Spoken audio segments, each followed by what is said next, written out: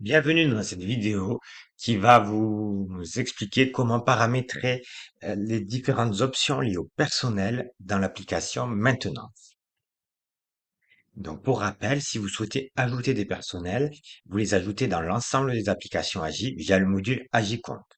Ce module est accessible via ce carré en haut à droite. Si vous cliquez dessus, vous retrouvez AgiCompte ici. Une vidéo spéciale vous explique comment ajouter un personnel dans AgiCompte.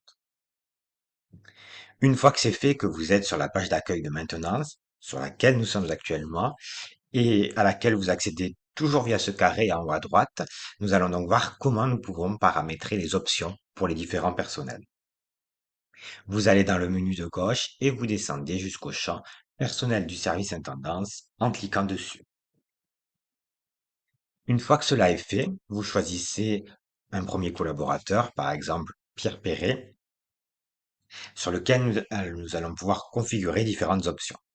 Alors, la première option, c'est est-ce que nous souhaitons que ce collaborateur apparaisse ou non dans la liste des personnes assignables.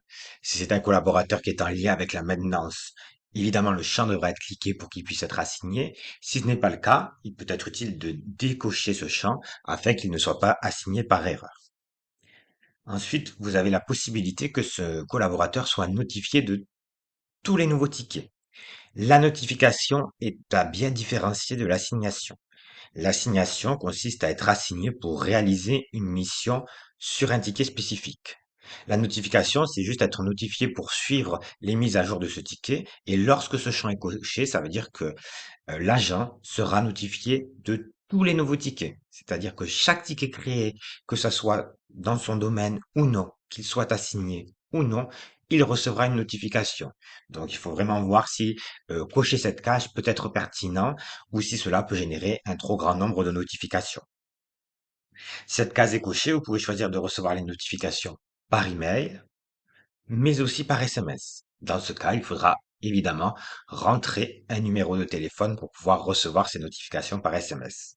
En l'espèce, nous allons définir que l'agent, Pierre Perret, va recevoir uniquement les notifications par email. Dans ces cas-là, je laisse le champ recevoir les notifications par SMS décoché, je clique sur le bouton bleu modifier l'agent et on voit donc bien dans le récapitulatif que Pierre Perret apparaît dans la liste des personnels assignables et notifier les nouveaux tickets qu'il recevra sur son adresse mail et non par SMS. Voilà, c'était tout pour cette vidéo.